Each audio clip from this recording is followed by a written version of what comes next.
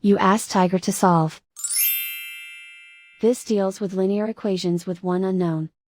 The final result is p equals 14. Let's solve it step by step.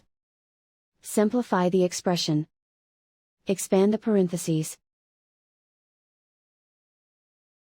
Multiply the coefficients. Simplify the arithmetic. Group all p terms on the left side of the equation.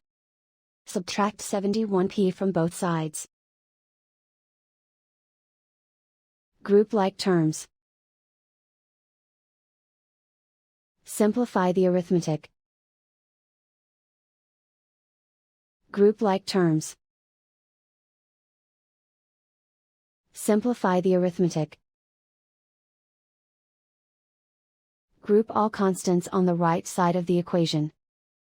Subtract 14 from both sides. Simplify the arithmetic.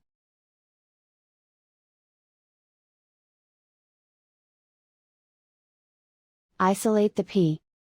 Divide both sides by 5. Simplify the fraction. Find the greatest common factor of the numerator and denominator.